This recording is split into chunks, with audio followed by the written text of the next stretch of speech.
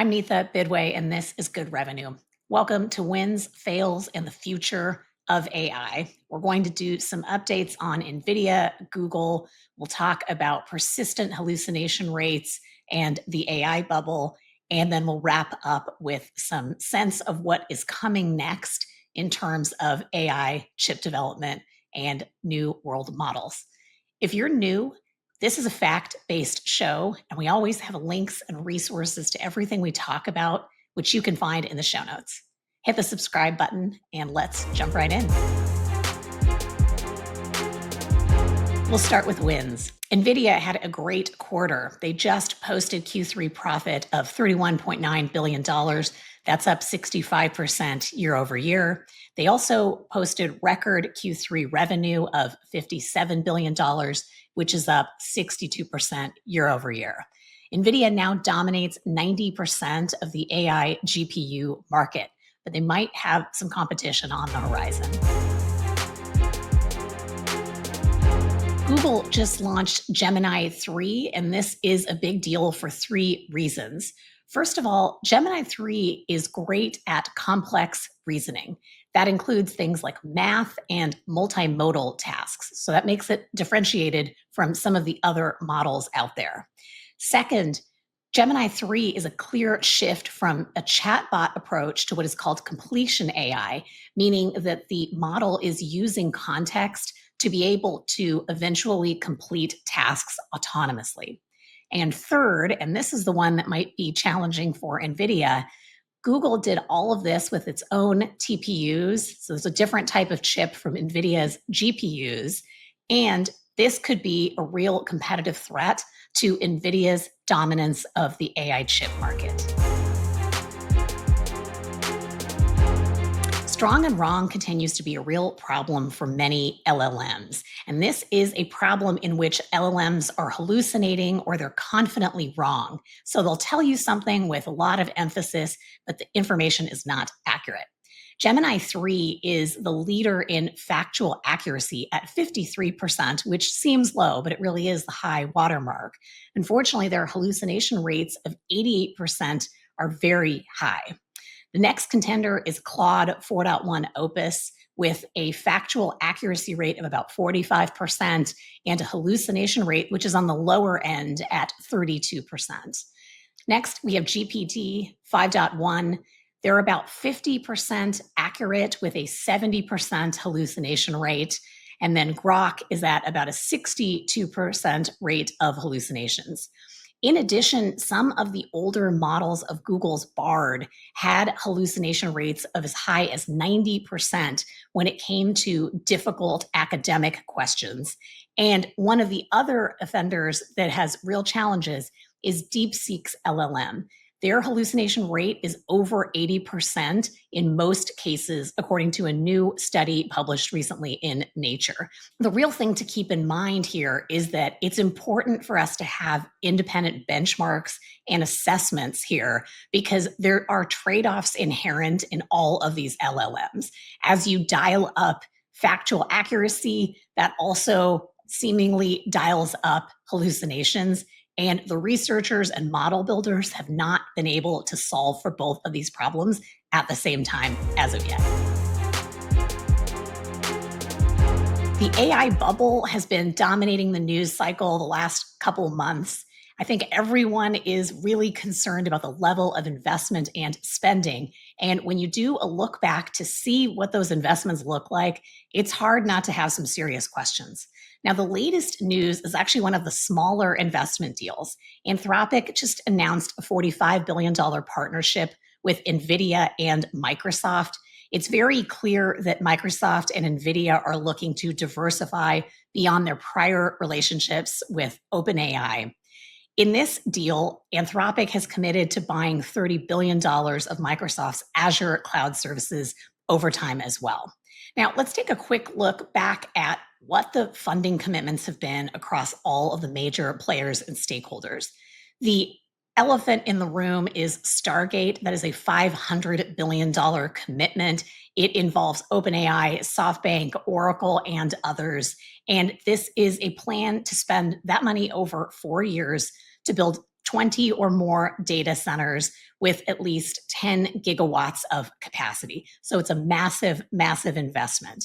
Next, Meta just committed this month to spending $600 billion over the next few years, so through 2028, to build both data centers and their workforce investments. Google has allocated $100 billion to be spent over multiple years for both AI research and infrastructure. Microsoft has earmarked $80 billion for AI hardware. They're also the happy recipients of a $1 billion taxpayer loan, courtesy of the Department of Energy, to help them with power generation from 3 Mile Island. Fifth, Amazon is going to be spending $70 to $75 billion annually as they try to scale their AWS AI services. NVIDIA is spending $60 billion in AI GPU R&D to try to stay the market leader. Additionally, there is global investment on the horizon, which is also massive too. France and the European Union have committed $112 billion in AI private investments to try to have some kind of competitive keep pace with the US. And China has committed at least $70 billion to AI infrastructure, also to try to stay current. And we've talked a lot in the last several months about the ongoing AI chip war, if you want more detail about how that fight is shaping up too. The big takeaway here, though, is that these are massive investments over the next few years, and they have investors really concerned about whether or not this level of spend is sustainable. And there are also still really big questions about whether or not we're going to see revenue that makes these investments ROI positive. The last note also want to include is since Oracle invested in a $300 billion partnership with OpenAI just 2 months ago, their market cap has declined by $315 billion, which is also causing a lot of consternation for investors. Across the board, according to Bain, tech firms are expected to need to spend $500 billion, that's a half a trillion dollars, by 2030, so less than 5 years. And there's a real open question here about whether or not we're going to see some serious overbuilding, or maybe people are drawing back because of the news cycle and all the anxiety we're seeing in the markets right now. And actually, there will be an underbuilding, an under allocation of capital. So it's very clear that at this scale and with this much money, no one really knows how this is all going to shake out. Our last segment, let's talk about the future. World models are the hot topic in the world of AI, and they are interesting to compare with the LLMs that we've all become familiar with in the last few years. First of all, world models take in more and different types of data. They use images, sensors, and video to create signals and to actually inform the models. And that contrasts with LLMs, which are text-based only. Second, world models are intended to predict what happens in an environment, and that focuses on both cause and effect, space, and time. So again, many more dimensions. An LLM, on the other hand, is really just there to predict the next word in a sentence. Third, the interaction is really different. World models let AI imagine environments, and that means that they're able, in theory, to plan actions and predict outcomes. And that last piece, again, is a huge distinguishing factor versus an LLM, because LLMs really don't understand cause and effect. With that baseline of what a world model is, let's talk for a minute about hybrid AI. So hybrid AI combines world models, symbolic reasoning, and real-world feedback. And it's an effort to move beyond the limitations of LLMs. Some of the examples of investments and strategies include Jeff Bezos's Prometheus. He's back as the co-CEO of this AI startup, and they are really focused on the physical world. So manufacturing, robotics, climate, all of that is what this startup's going to be focused on. Next, Microsoft We mentioned a couple weeks ago that they have a really interesting fast follow AI strategy. It to me seems unique in the strategies I've seen from other firms. And what they've said is that they're planning to be about 3 to 6 months behind frontier models with an eye towards really capitalizing on operational efficiencies and AI chip efficiencies because they'll have that perspective versus the leading edge of the market, someone like OpenAI. So, what they're also planning to do is something called their Azure AI Foundry, and that merges multiple models. So, it gives them a balance of power, reliability, and specialized skills. That's part of this overall fast follow strategy. And the third example, and this one makes me a little nervous, Google has just hired the former CTO of Boston Dynamics. Those are the folks that made those robotic dogs. And I recommend looking up these robotic dogs if you haven't seen them yet, because they're both impressive and terrifying. And I wonder when we look in the Wayback Machine far in the future, if this is where Skynet actually starts. But hopefully, it's actually a more positive takeaway. The intended focus of this new effort is to bring Google's AI, their Gemini 3 specialization, into an operating system that can be used widely in robotics. Then the other thing we wanted to just talk about quickly is there's a lot of innovation in terms of AI chips. And I think this is another reason why it seems to me the market for AI chips is going to be broad with a lot of offerings. But it does raise some questions about what happens to the market leader, NVIDIA. I doubt they're going to just sit around. No doubt they have other ideas and initiatives up their sleeves too. Now, NVIDIA has been very successful with their new Blackwell chip. That's their latest offering. It's being built almost entirely in the US, although the final fab is in Taiwan, as we've talked about previously. Some of the other players, so Microsoft and Google, are both developing whole system AI platforms, and that includes their robot operating system that we just mentioned, as well as multimodal integrations. So they are looking systemically across the board at AI, and they're both planning to build their own chips. So is Amazon, and I don't doubt that others will too. OpenAI has obviously announced a partnership with Broadcom, and that is interesting because Microsoft actually has access to the intellectual property from that deal. So, in addition to what they're doing on their own, they have access to whatever OpenAI and Broadcom cook up. Finally, there is a new set of chips called ASICs. These are application specific integrated circuit chips. That's a mouthful. Just say ASICs, kind of like the shoe. These are custom chips that are expected to grow quickly, and both Google and Amazon, as well as Microsoft, are all investing heavily in them.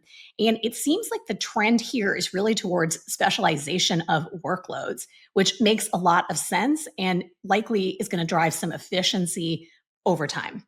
Now, the final point here is that ASICs are expected eventually to grow faster than the current growth of the GPU market. So I would be very shocked if NVIDIA didn't come back around to also contribute in this space.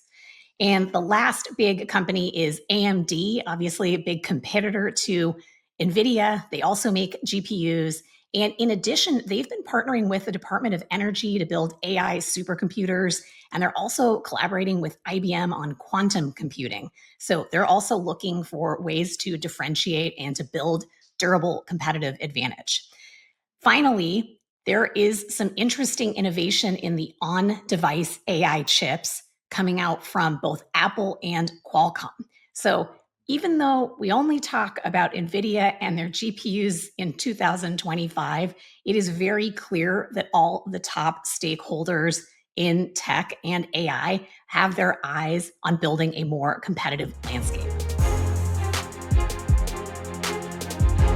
As we wrap up, I just want to delineate some of the key trends that we're seeing as we look into 2026. So, first of all, it's very clear that the AI hallucinations we're seeing in LLMs remain a significant unsolved challenge. And it also seems to me that looking at world models and hybrid AI, that instead of trying harder at LLMs, it seems like the most sophisticated minds in AI are really trying different strategies instead of just going at LLMs. Second, AI chip innovations, I think that's going to also create some interesting competition for the folks over at NVIDIA. And I think that's a good thing for buyers of this tech and for any of us as end users. Third, the massive AI infrastructure spending continues to really flummox me. I really wonder how this is going to be profitable for so many firms over time. And I think that some of those numbers are likely not going to be met, meaning I think there are companies, maybe Meta, where they're making huge commitments. And I think if we look back in 3 to 5 years, they'll actually have spent less than they thought they would as of right now. Fourth, market competition risks. I mean, this is, again, a sector that is dominated by a few massive players, particularly in the United States. And I think there are real questions outlined by Bain and others about whether or not that's creating systemic risk for all of us and what happens. But a lot of smart folks across all of these companies, and it's clear that none of them are just sitting around waiting for their fate to be served to them. Fifth, investors remain really nervous about all of this spending. I think the AI bubble is a real challenge, and I don't think we know exactly when it's going to pop, but I think there will be a reset and calibration in the near term. And finally, I think there's a big unknown that as far as I can tell, no one really has the answer to. And that is, what might we learn from the world of physical AI and these world models or any sort of hybrids that are derivatives of them? I think that there might be interesting findings in there that reset this entire AI system in ways we just can't predict or see today. So we hope that this has been a helpful update for you. We'll try to do these regularly, and we'll link to the one that we did at the very end of the summer in case you want some of that context too. As always, thank you so much for joining us, and we'll see you back here next week. Thanks for listening. If you liked what you heard, leave us a review, subscribe to the show, or check out another episode. We appreciate your support.